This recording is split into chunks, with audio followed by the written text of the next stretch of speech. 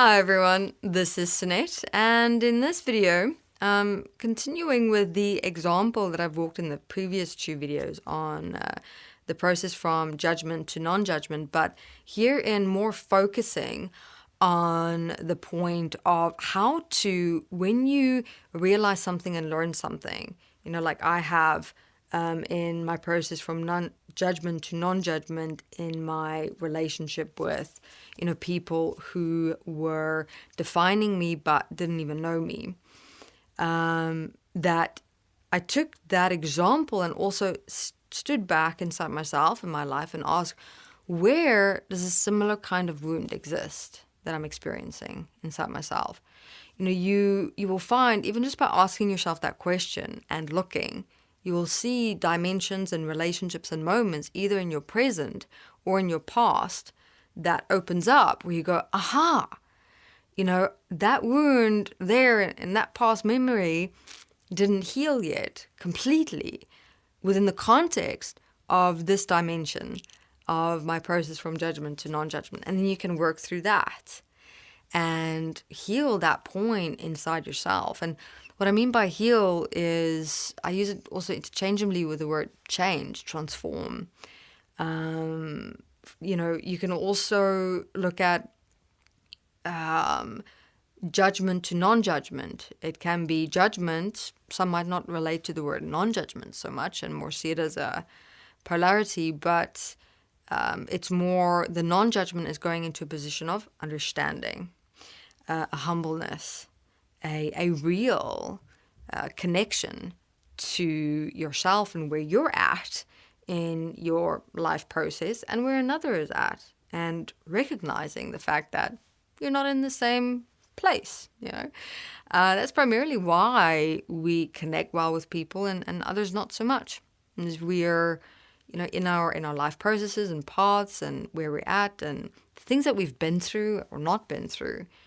That doesn't synchronize well enough in a way where we'd actually complement one another in the best possible way in our lives. So I think for me as well, in having a look at that relationship with judgment to non-judgment with the group of people was a deeper tendency, another layer that opened up from that was my tendency to feel, but I can help you, I can guide you, I can assist and support you, and yes, I may be able to. But at the same time, I must remember that even though people throughout my life, had an ability to help me with something, who I was at that time with them wasn't ready. So yes, they could, but I couldn't. I couldn't listen. I couldn't hear. I couldn't relate. I couldn't actually, really align myself with them on all levels and learn from them so that they can teach me. That only happened later in my life with a completely different set of people. So, having a look at my relationship with this person that I'm there and I might be able to, but it's not time, and where our relationship is at in our lives, over into the future, there might be other instances, occurrences that this doesn't support them to realize, or maybe not. I don't know. But it's important to not carry, that burden of, I want to help, but I can't and you're not allowing me, in ourselves. Because that could even cause another person to resist you even more, to fight against you, to, in a way, on all their levels say, hey, wait, there's things I need to learn and go through first. Don't force this, right? So another example of how I took that instance of judgment to non-judgment into the rest of my life, interesting point I noticed was, where I've, throughout my life, walked through the experiences of people very close to me crossing over. And,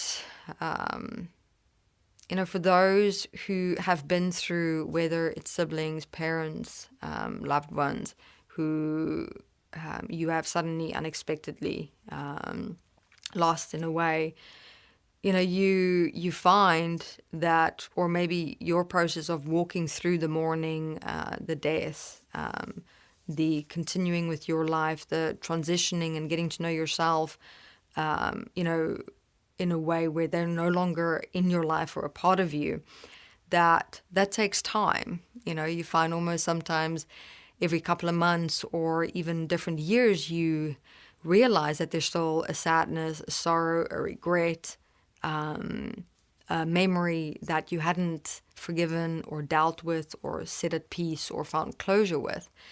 So, with me, with having, lost a couple of people, and, in many ways throughout my life, throughout the years, I'm stable and okay, but, moments would pop up where there's like a remembrance, and I realize, okay, so here's another, little wound, a problem, an issue, an emotion that I haven't actually dealt with. So then I deal with it. And, it's not conscious things. It's mainly subconscious and unconscious, and they only like rise up from the depths of my consciousness and being every now and then. But this judgment to non-judgment, interestingly enough, was also a very significant, almost last piece of the puzzle in relation to those particular experiences, because I realized I was still holding to an anger, a dimension of anger that I also thought I'd already forgiven and worked through. But, that's also, again, everyone, I'm going to emphasize, don't ever think you have completely worked through something. You might, when you're dealing with it, think, okay, I've got this, because, you're healing, you're changing, you've released it, it's not a burden anymore.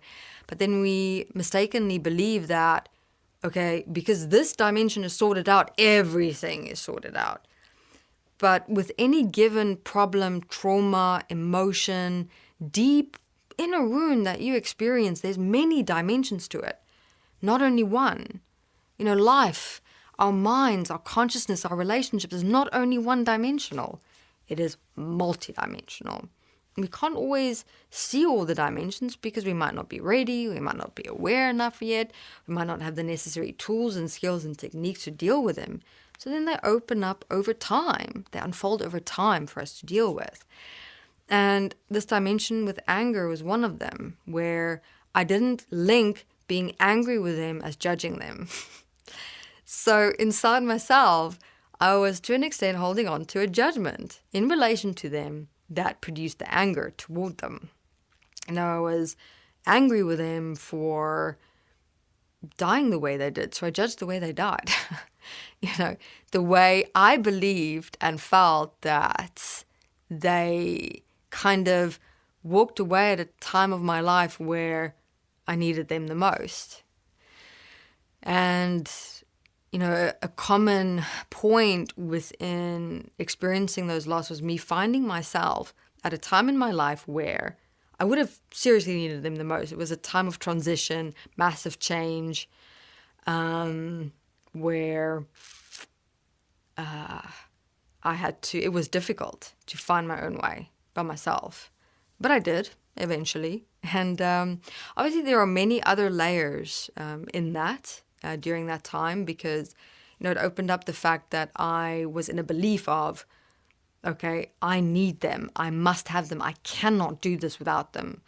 So I had to work through that belief and start learning to trust myself, create my own independence, ask for other help when I needed it, realize there's actually more people in my life than them, which is also was a very fascinating wake-up call. We tend to hold on to people like, you're the only one, when if you actually step back a bit, there are many others who've got other skills, maybe not the same, but if you reach out to more people, the varying skills that they have may even complement that one person's skills so much more.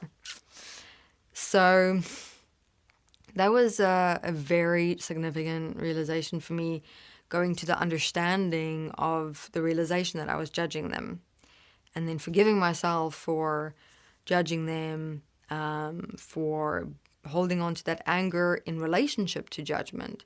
And when I let that go, the settledness And I would say what came up within me for the first time in many years was real closure inside myself. And my definition of closure is an actual, okay, this point is coming to rest. It's a very personal, significant experience that is a bit challenging to describe, but I'm sure in me sharing it in the way that I am, those who've been through it or something similar to me knows exactly what I'm saying.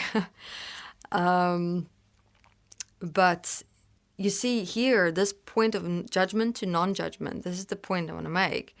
From one experience, helped me to also uncover other experiences that I hadn't released in my life, in my past. And now this is a reference that I can still take with me in my future, because there might in the future be more such little wounds that I haven't healed that comes up that I can work with, So always walk into your day and your life of, okay, I'm here to learn, with that real willingness to learn and to change. Realizing that, we're never really absolutely done with everything. Life is a stepping stones of moments of learning, moments of change that is ongoing. And in that, it's like you're in this eternal process of growth, expansion, maturity. It's wonderful, but challenging at times, for sure. All right, everyone. We'll see you in videos to come. Thank you very much for walking with and having a listen.